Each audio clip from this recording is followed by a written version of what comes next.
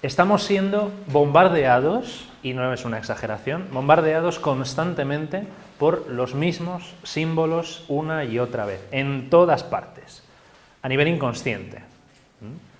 Es realmente abrumador, pero también es, por una parte, interesante, porque implica que hay una cadena de transmisión a través de la historia, pero por otra parte es un poco, ¿cómo decirlo?, triste, ya que parece que no nos entra el mensaje, que no lo hemos pillado. Por eso seguimos necesitando esos mismos símbolos, esas mismas ideas, esas mismas concepciones, aunque haya que cambiarle el formato.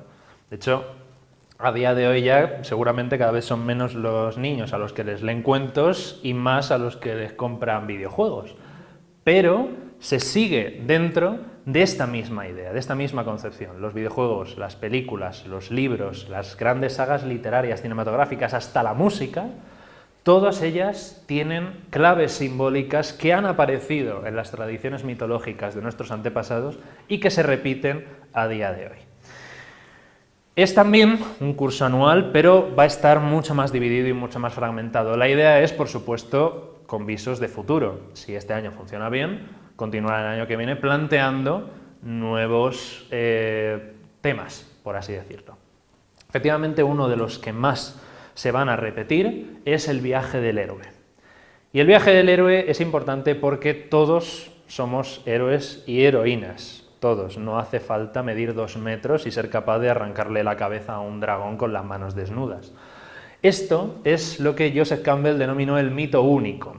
Yo, la verdad, tengo la consideración de que aquí Joseph Campbell, me vais a permitir la expresión, se vino un poco arriba y dijo que toda la mitología se podía reducir a esto.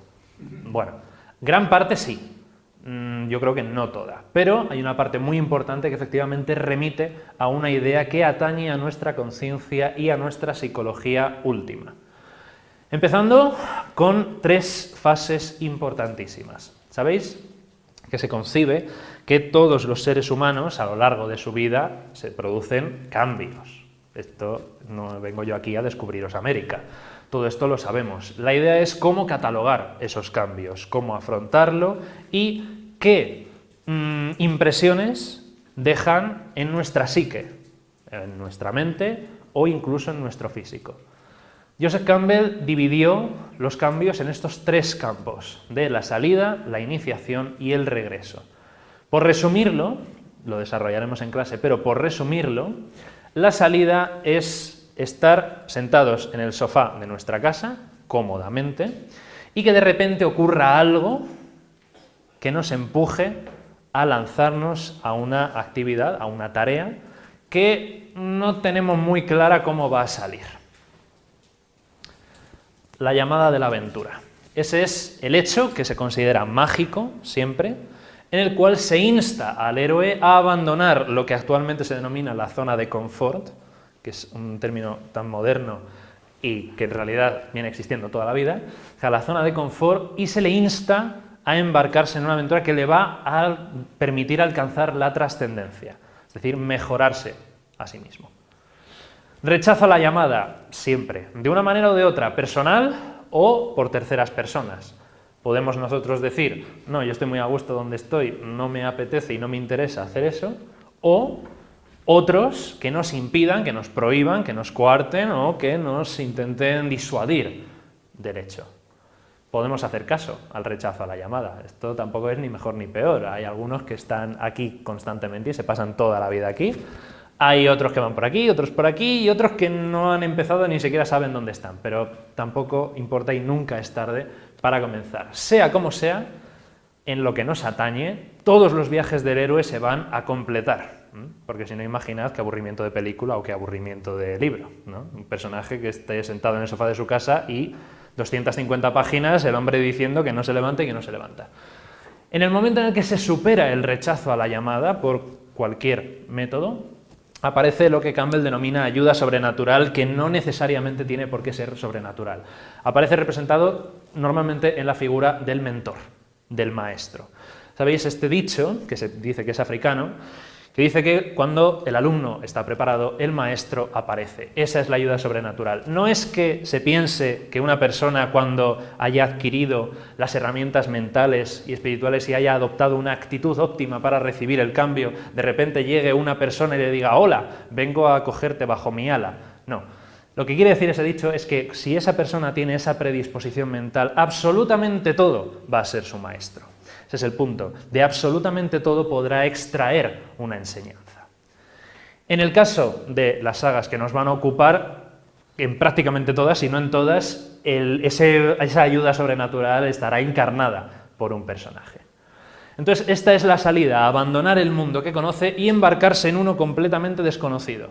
Iniciación, lo que ocurre, lo que sería el nudo del argumento. Cuando aparecen las pruebas, todas las aventuras y desventuras que le van a ocurrir al personaje, entra en contacto con la diosa o con las diosas, es decir, el principio del sagrado femenino, que se puede manifestar en muchas variantes. Puede ser una madre, puede ser una amiga, puede ser una amante, puede convertirse en su esposa, cualquier cosa. Tentación, la posibilidad de quedarse en ese punto, en el considerarse mejor de lo que es. Entonces, por ejemplo, en Heracles. Heracles tenía todo para creerse mucho mejor que los demás y decir: yo aquí ya estoy bien. Lo tenía todo, y de hecho, los famosos 12 trabajos, el segundo y el tercero, se establecen aquí, en vencer la tentación, que se traduce en vencer los defectos. Vencer los brotes que surgen en su alma y que le invitan a recrearse en su mundo. Recordemos que el segundo trabajo de Heracles es la hidra de Lerna, esa enorme serpiente con múltiples cabezas que cada vez que corta una, dos más ocupan su lugar. ¿Qué es eso? Cuando crees que has eliminado un defecto o un pensamiento negativo, no solamente vuelve, sino que además seguramente vuelve con más fuerza y a lo mejor incluso acompañado de otro. Y tienes que estar limpiando constantemente y manteniendo a raya esos pensamientos para poder avanzar. Esa es la hidra de Lerna. Consagración, apoteosis, don final, ese es el fin de la iniciación, cuando ha pasado desde esa ayuda del maestro, del mentor que le ha dicho: mira, este es el mundo que se abre ante ti, tienes que superar todo esto, no va a ser un camino de rosas, desde luego, vas a tener encuentros agradables y desagradables y al final te vas a consagrar, vas a llegar al final del sendero. Y es en ese momento cuando luego se debe preguntar: ¿y ahora qué? Que empezará el regreso.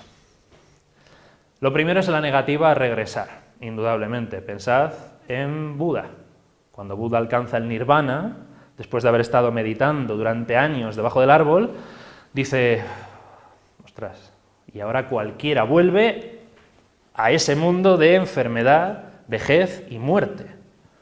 Pero, al final, lo que caracteriza al héroe es que siempre regresa. Ulises siempre regresa. El Camino de Santiago siempre hay que hacerlo de vuelta. Simba en El Rey León regresa al reino, porque el camino de regreso es tanto o más importante que el camino de ida. No se puede quedar ahí. De hecho, pensad en el mito de la caverna de Platón. Cuando el ex cautivo sale a la luz del sol y empieza a observar los objetos y finalmente es capaz de contemplar el mismísimo sol, ahí ha alcanzado el don final, es la consagración absoluta, es totalmente libre y ha accedido al conocimiento único. Pero en ese momento entra la moral. Dice: se trata de que lleguemos todos aquí, no yo solo. Y entonces emprende el camino de regreso al interior de la caverna para liberar a sus compañeros. Con un final, en el caso de Platón, trágico. Y normalmente el héroe suele acabar mal, porque lo que le consagra definitivamente es la muerte.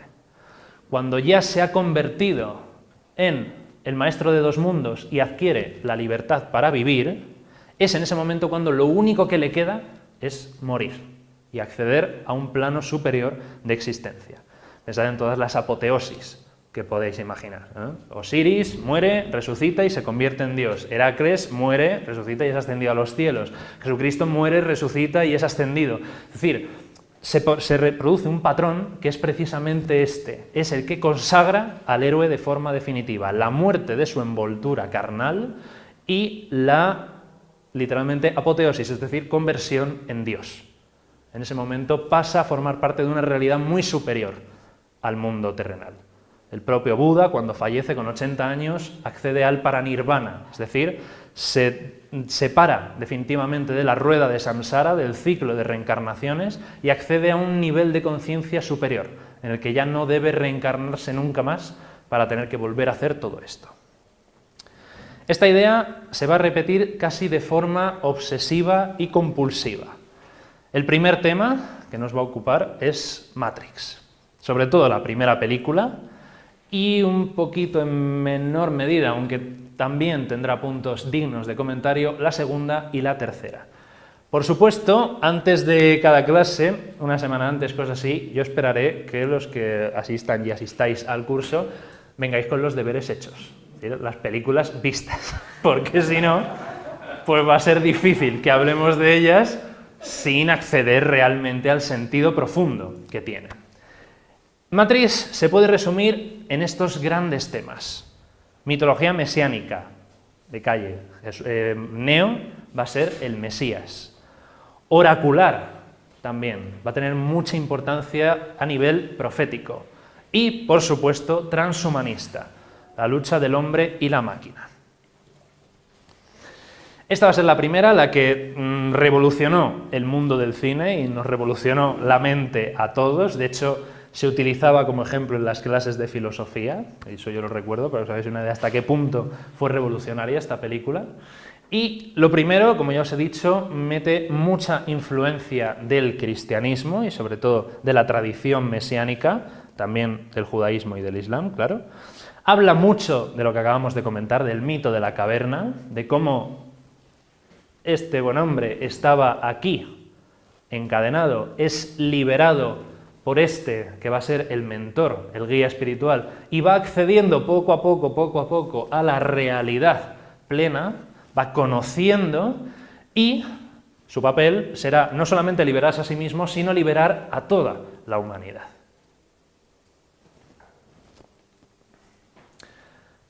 Un concepto que también estará muy presente de origen budista, que será Matrix. La Matrix es la malla del budismo. Es decir, la vida que vivimos no es real, es una ilusión. En este caso creada por ordenador, en el caso de Buda creado por energías, pero es lo mismo. O sea, el mundo que vemos no es el mundo real. Platón, el mundo que vemos son sombras de lo que existe. Y, por supuesto, transhumanista, el hombre y la máquina. A ese respecto, hay un filósofo, William Irving, que hace una reflexión muy interesante. Matrix es la película más filosófica que se haya hecho nunca. Cada paso de su vertiginoso argumento puede ser puesto en conexión con algún problema filosófico. Si el mundo que conocemos no es más que un sueño virtual nuestro, que es la premisa de la película, ¿convierte eso al sueño en realidad? Si tuviéramos la posibilidad de salir de ese mundo soñado para regresar a otro más real, pero menos agradable, ¿qué haríamos? Es decir, tomar la pastilla roja, todos recordáis la famosa escena de Morfeo sentado en el sofá con la pastilla azul y la pastilla roja, y elige. No es muy bueno porque ese plano te lo presentan en primera persona. En ese momento no es Neo el que está eligiendo, es tú. Y somos cada uno de nosotros quienes decimos, vamos a ver, ¿la azul o la roja? Si tenemos la posibilidad, ¿sería un fracaso moral no hacerlo? Es decir, fracasaríamos moralmente, un concepto maravilloso, el fracaso moral. ¿Fracasaríamos moralmente optando por vivir en el mundo de ahora en vez de en el mundo real, aunque sea peor? Todo esto son preguntas, ¿eh? Aquí no hay una respuesta única que sea buena y que sea mala. ¿Por qué los seres humanos son más valiosos que eventuales futuros mecanismos electrónicos inteligentes? También esa es otra premisa de la película. Recordáis que la realidad de Matrix es que el mundo ha sido sometido por las máquinas que tienen a los seres humanos en células de contención que se alimentan de su energía, la energía que genera el propio género humano, y Neo quiere devolver la vida real a todos aquellos que han sido liberados y a los que faltan por liberarse de la dictadura de las máquinas, porque considera que son más importantes los seres humanos que las máquinas que ahora gobiernan el mundo. ¿Puede vivir la mente sin el cuerpo o el cuerpo sin la mente? Esto es casi cuántico, ¿eh?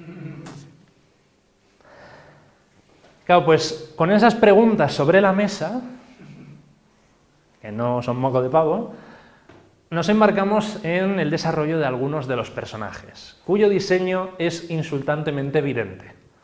El prota, Neo, que no me lo puedo creer, o sea, qué bien lo han hecho. No suena de nada.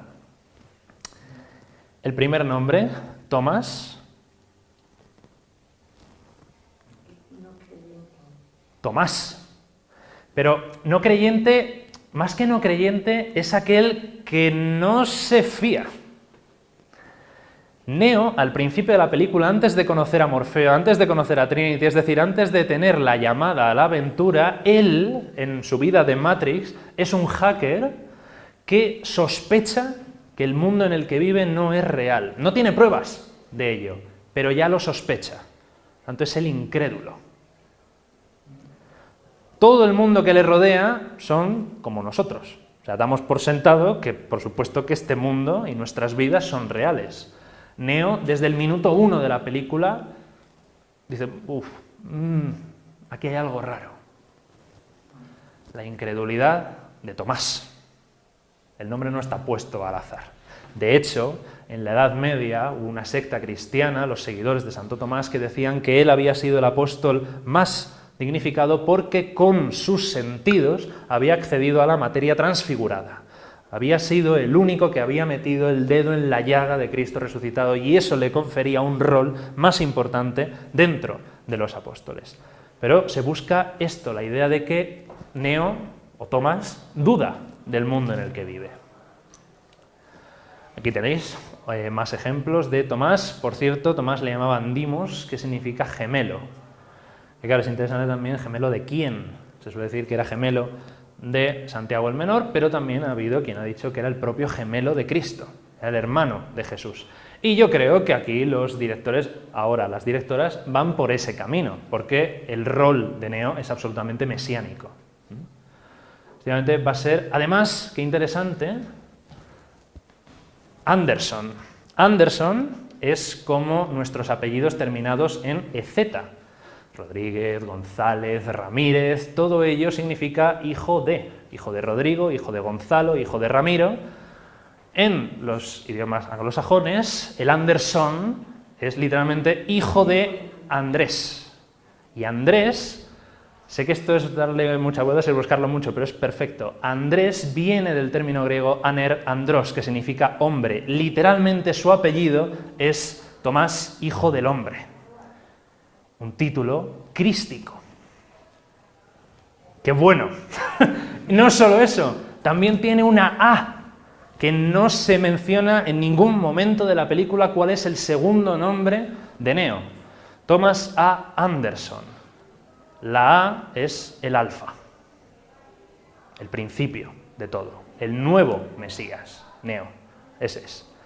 El que pasa de ser el incrédulo, que no cree la realidad en la que vive, a ser, de hecho en la película le llaman así, el elegido, el hijo del hombre.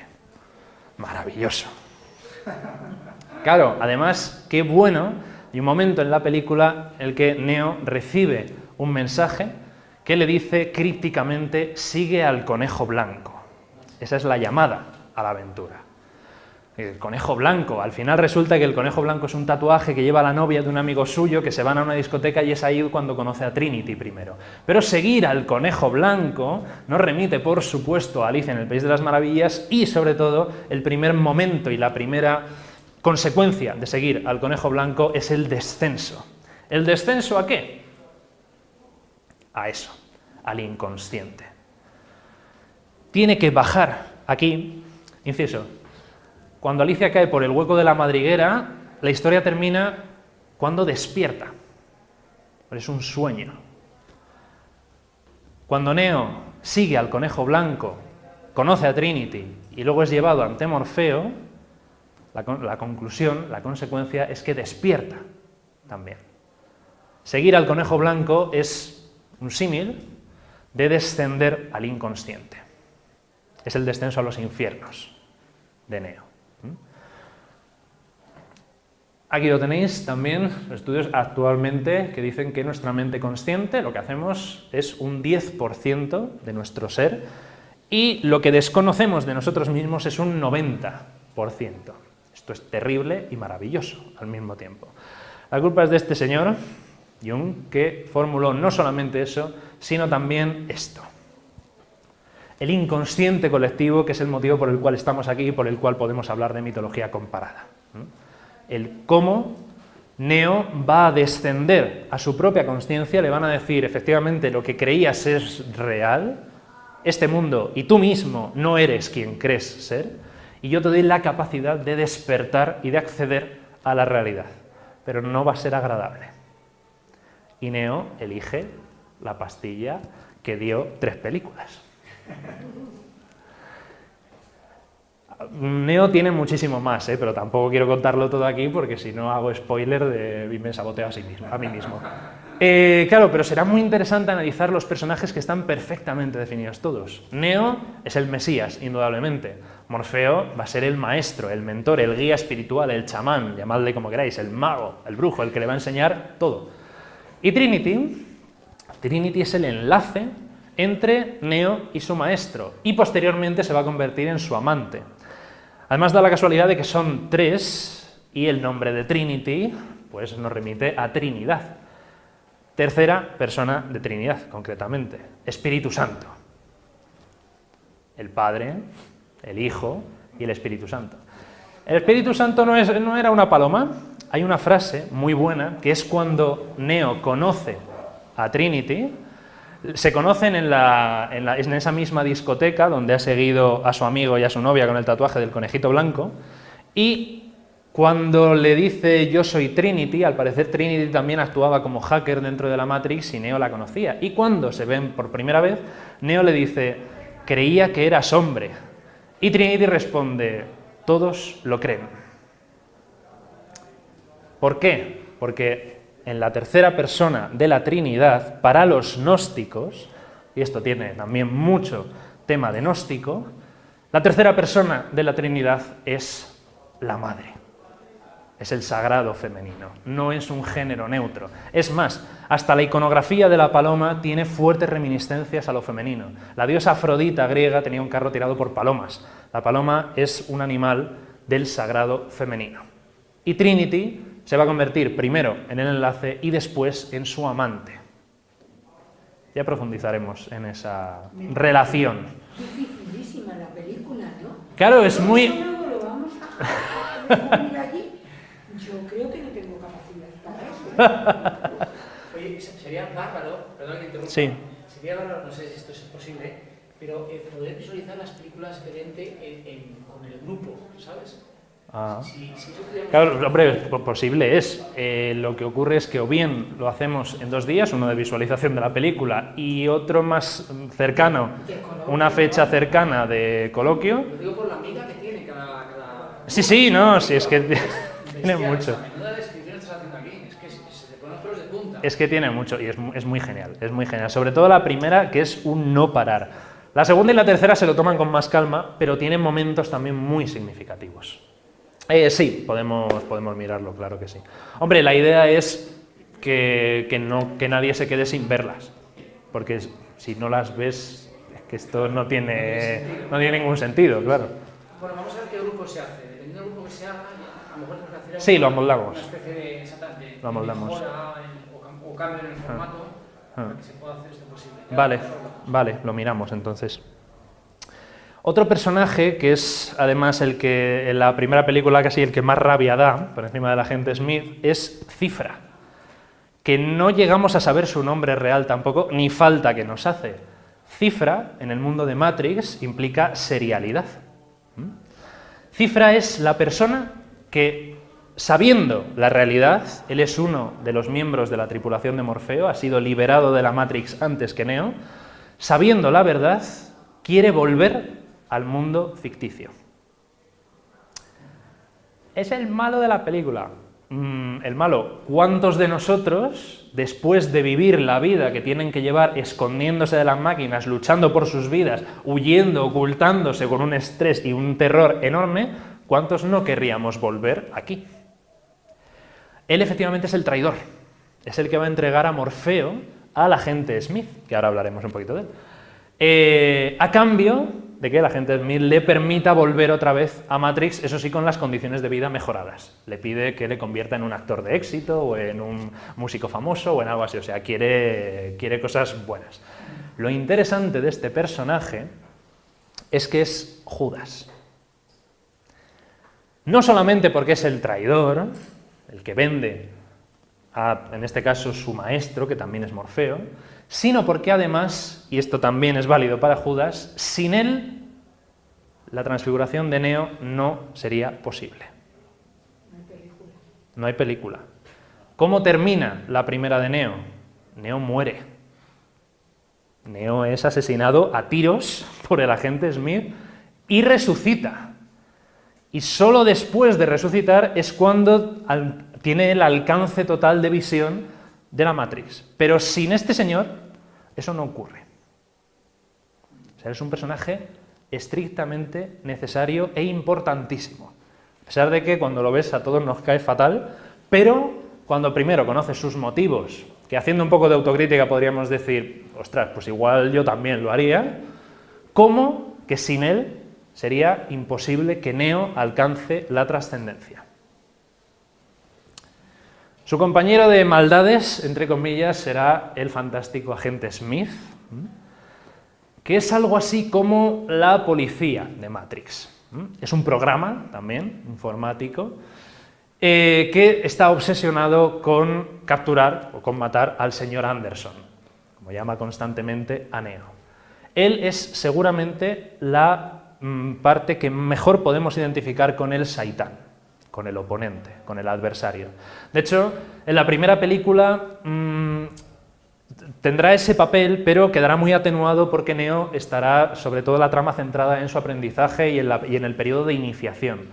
Al final tendrán ese enfrentamiento, el agente Smith lo matará, Neo resucitará y le derrotará y parecerá que el agente Smith ha desaparecido. En la segunda y en la tercera, ese rol de oponente completo al Mesías va a estar mucho más remarcado y mucho más fuerte. Porque si en la primera el agente Smith es policía en Matrix, está harto de su trabajo. Esto es muy bueno también. Cuando tiene preso a Morfeo, le dice que lo único que él quiere es dejar esa vida que lleva. Rapta a Morfeo porque Morfeo es el único que tiene el código de acceso para acceder a, como no, la ciudad de Sion, Jerusalén, que es la ciudad que en el mundo real han construido los hombres y las mujeres que han sido liberados de la Matrix.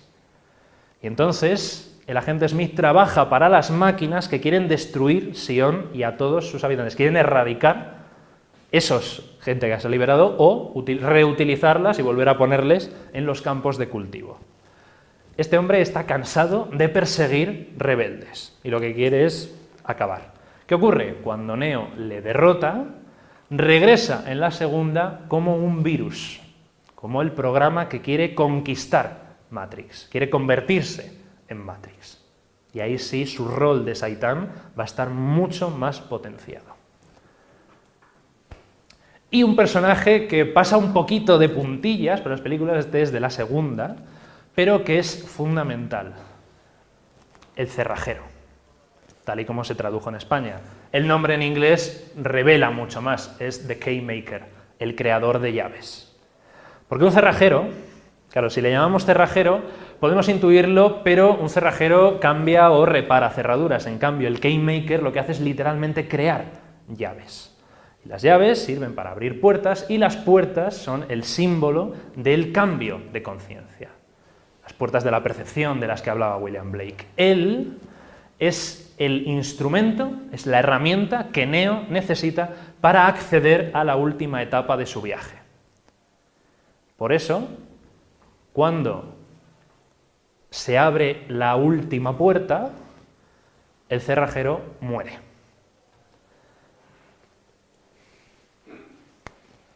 Perdón, interrumpa, quedan solamente 10 minutos. Vale. Pues entonces vamos mucho más rápido. El merovingio va a ser en la segunda y en la tercera también una transposición de ese Saitán, va a ser también el oponente, pero con un interés un poco más oscuro. Va a ser como digamos, el antagonista solo por debajo de otro personaje que va a ser la revelación última y que se divide en dos. El oráculo, cuyo nombre indica ya está todo dicho con ella, va a ser un calco del oráculo de Delfos, y sobre todo el arquitecto, que es Dios, tal cual. Sus decisiones van más allá de lo humano.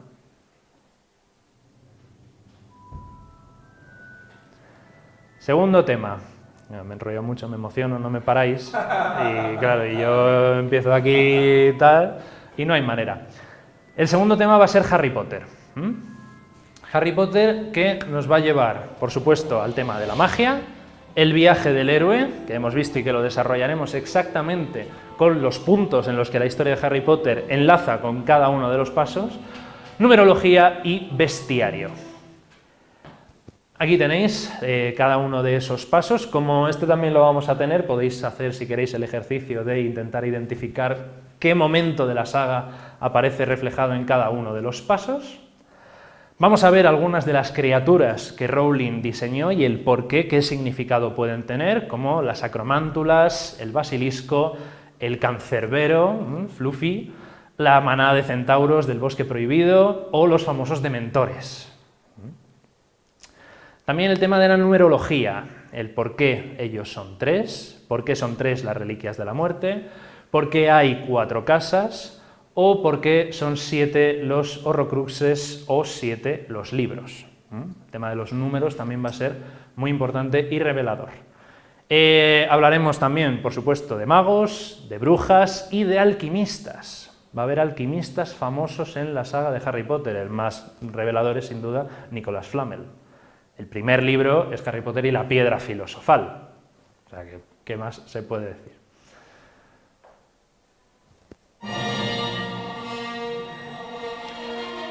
Tercero, Star Wars, indudablemente. En este caso vamos a hablar de un poco mitología del tiempo, sobre todo del tiempo primordial, y las dualidades. Star Wars es la gran saga de las dualidades, pasado, futuro, bien, mal y monje guerrero. Y Star Wars va a contar 2 historias, que en realidad van a ser la misma, con resultados bastante similares, aunque discordantes en algunas cosas, de un hombre y su hijo. El primero es sin duda la historia de Anakin Skywalker y su caída al lado oscuro, como debía ser. Y el segundo es la historia de su hijo, de cómo pasa un viaje del héroe perfectamente marcado, ¿no? Desde vivir en un planeta, Tatooine, que considera aburrido, espantoso, que se está quedando sin amigos y tal, de repente recibe la llamada de socorro, acompaña a un mentor que aparece y que le instruye en los caminos de la fuerza, un concepto también que será apasionante que estudiemos, y cómo es la lucha interior de este hombre por no convertirse en este. De hecho, habrá una escena que no me da tiempo a contarla, pero que comentaremos, que tiene lugar durante el entrenamiento de Luke en una cueva. Y no digo más. Claro, pasaremos de un niño que se va a convertir también en un ejemplo mesiánico casi perfecto. Es concebido de forma misteriosa, vive en un planeta desértico, de hecho las carreras de vainas se asemejan mucho a las carreras de cuadrigas del pueblo romano, es un esclavo de origen humilde, y ingresa en una orden extraña de monjes guerreros, los caballeros Jedi, con su contraparte, por supuesto, los terribles Lord Sith, que por cierto, etimológicamente Sith nos recuerda mucho a Set, el dios egipcio del mal, de la sequía, de la oscuridad, etc. Entonces veremos la evolución y cómo el camino de Anakin se va truncando cada vez más. Además, sus ropas, hemos visto que de niño tenía ropajes claros y a medida que se va haciendo adulto hasta acabar en uno de los villanos más icónicos de la historia del cine y, por supuesto, el duelo. También el tema de los colores va a ser importante. Colores de la ropa, colores de las espadas de luz. Todo ello también hablaremos de la simbología del color. La gran frase del maestro Yoda. El miedo conduce a la ira conduce al odio y el odio conduce al sufrimiento. Ese va a ser el camino que Anakin no va a ser capaz de evitar y del que su hijo va a querer salvarle a toda costa. Realmente con esta tortura por parte del mentor último de Anakin conseguirá la redención para ocasionar un nuevo desastre, que son las nuevas.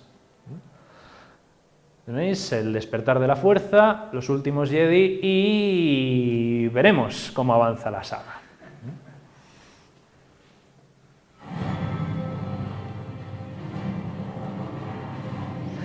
Vamos a ver un poquito de Juego de Tronos también, que es el boom actual sin duda. Mitología de la vida y la muerte. En Juego de Tronos prácticamente no hay otra cosa. Están los que sobreviven y los que mueren, además de formas horribles. Dragones y el tótem, el poder animal, va a ser importantísimo. Vamos a ver la simbología de las casas, el tema de las criaturas, los lobos guargos, los dragones, el ciervo, el cuervo de 3 ojos, el personaje de Brandon que alcanza una capacidad de visión total y también, por supuesto, los caminantes blancos. Aquí también pediré que vayamos al día con la serie, porque si no habrá muchas cosas que se nos vayan de las manos. El mapa de Poniente, en el que tenemos el mundo de los vivos separado por el muro del mundo de los muertos, tanto ya se establece una dualidad, se parece sospechosamente al Reino Unido. Y, como digo, veremos distintos elementos, aparte de criaturas, unas mitológicas, otras reales, identidad de algunos pueblos o poblaciones o ciudades, y personajes como Jon Snow o Jon Nieve, además de la manifestación de la triple diosa. Hablaremos también de esta presencia de la triple diosa en la mitología y cómo la doncella, la madre y la anciana se encarnan en Daenerys, Catelyn y Cersei. También, otra vez, numerología, 7 reinos, estos son antes de la Guerra de la Conquista, hablaremos un poquito de la cronología de Juego de Tronos para no perdernos, qué características tiene cada uno, quién vive allí, qué casa está asociada a cada uno y, por supuesto, de la teoría de los 7 dioses o de la fe de los 7, que son el principal culto que existe en Juego de Tronos. Y terminamos con la quinta y última, que es, evidentemente, Walt Disney. Esto, anda, que no lo habremos visto veces. Bien, en el caso de Disney vamos a ver, otra vez, Viaje del Héroe y el Sagrado Femenino y, sobre todo, y lo más importante, cómo se ha configurado para las nuevas generaciones. Porque si bien las películas de Disney son, indudablemente, mensajes para niños, también tienen muchas cosas que enriquecen el pensamiento de los adultos. Viaje del Héroe, para recordarlo, que se va a repetir sobre todo en 2 películas que vamos a ver. Una es El Rey León y la otra, mucho más reciente, es Vaiana o Moana, que fue el título que se le dio originalmente en Estados Unidos.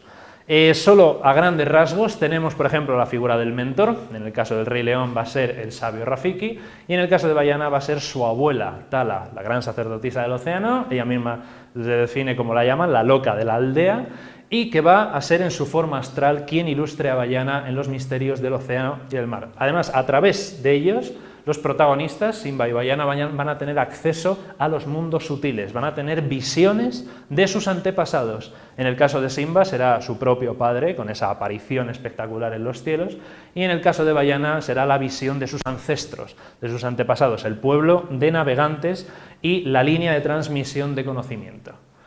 También hablaremos del sagrado femenino, en concreto, por ejemplo, con la figura de Blancanieves, una princesa oculta en un bosque que muerde una manzana envenenada.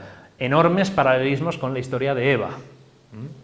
Es ella contada, reinterpretada, de nuevo, para los niños. Walt Disney va a estar casi obsesionado con la historia de el sagrado femenino, que se ha sometido, o mejor dicho, ha sido sometido al patriarcado y va a luchar en sus películas por su recuperación. Blancanieves se tiene que ocultar, la Bella Durmiente se tiene que esconder y además la Bella Durmiente lo hace de una forma mucho mejor. La Bella Durmiente se esconde en el bosque bajo el nombre de Rosa, La rosa, para los romanos, es un símbolo de secreto y al mismo tiempo un emblema del sagrado femenino en muchas tradiciones que veremos. La muerte, que no es una muerte en realidad, sino que es ese sueño perpetuo en el que está sumido el sagrado femenino y que espera la llegada del héroe para despertar y volver a colocarse en los altares. Aquí hablaremos también, por supuesto, de si esto es machismo o no, de quién es lo importante aquí. Si es el príncipe, que tanto se ha criticado, también con razón, porque es un símbolo que no se nos ha explicado, no se nos han dado las herramientas para que lo comprendamos, y por lo tanto, efectivamente, esto parece apología de la violación. No es así. Aquí la importancia fundamental la tiene ella. No es que la mujer no pueda vivir sin el hombre, sino que el hombre no puede vivir sin la mujer. Y no solo eso, esto va mucho más allá, no es solamente una cuestión de hombres y mujeres, sino que es una cuestión de principio masculino y principio femenino. Seres humanos, nuestra parte masculina no puede vivir sin la femenina y viceversa. Para todo, género, rasgo, sexo, no importa. La idea es esta. Tenemos que recuperar el equilibrio, recuperar la rosa y devolver el sagrado femenino a compaginarse con el sagrado masculino. Y solamente así se puede alcanzar el equilibrio. También hablaremos de Ariel, la sirenita. Ya su nombre aparece en el Antiguo Testamento como uno de los nombres de Jerusalén. Ariel es la ciudad asediada por parte del profeta Isaías. También en la mitología y iconografía de las sirenas. Sirenas mediterráneas o sirenas nórdicas, tal como es la sirenita. Las mujeres con cola de pez son sirenas nórdicas. Las nuestras, las mediterráneas, son con busto de mujer y cuerpo de ave. Son las sirenas de Ulises. Un fotograma impresionante de esta película, de Ariel, es cuando está en su cueva de tesoros, cantando esa famosa canción, y se detiene un momento a contemplar un cuadro que tiene colgado. El cuadro de la Magdalena penitente de Georges de la Tour. La sirenita está enormemente vinculada a María Magdalena. Además, Disney hace que le roben la voz. Robarle la voz a la sirenita es privarle de la presencia al sagrado femenino en la tradición religiosa occidental. Aquí tenéis el temario. Matrix 24 de octubre, Harry Potter 19 de diciembre, Star Wars 20 de enero, Juego de Tronos 27 de marzo y Disney 22 de mayo. Va a ser mensual, para que también nos dé tiempo a, a digerir una de otra, y también para el tema, si lo hacemos, de las películas, para que haya también margen de tiempo en organizarnos. Y ya ultimísimo, os lo prometo y ya os dejo tranquilos para siempre. Por supuesto haremos alguna mención, aunque no estará centrado, pero alguna mención a cómo está la mitología hoy en el cine. Cómo están apareciendo películas, no en 2014, de hecho hicimos un cineforum de esta película el año pasado, que estuvo muy bien, Dioses de Egipto en 2016 o La momia en 2017. Cómo estas tradiciones, estas culturas, estas corrientes mitológicas y religiosas siguen interesando a tanta gente, a tantos millones, incluso a día de hoy. Solamente han cambiado las formas. Eso es todo. Muchas gracias. Hemos entrado en tiempo. Bien, bien. Perdonad por el sprint final. Además, lo importante es que aprendamos a verlo por nosotros mismos.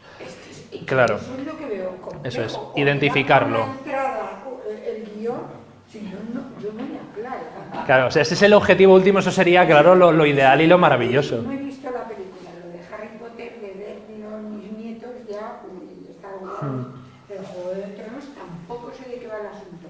Pero sobre Matrix, me he dejado. Claro, eso sería lo ideal, ¿no? Que al finalizar cada sesión contaseis con las herramientas para identificar por vuestra cuenta cuando leáis un libro, cuando veáis una película y decir, pues mira, aquí se está relatando el viaje del héroe, este personaje es el mentor, aquí aparece la diosa, aquí está otra vez esta criatura que en la tradición mitológica y por el papel que cumple en la obra se puede vincular con tal mito. Esa es la idea y eso es lo que me gustaría conseguir. Voy a intentarlo. Pero... Sobre todo, ¿qué mensaje nos están trasladando? Claro, eso es. A través de películas que aparentemente son inocuas, de ocio, y no. ¿Qué nos están metiendo en el inconsciente colectivo? O sea, esto Sí. tiene una envergadura tremenda, ¿no? Sí. Claro, nuestra función...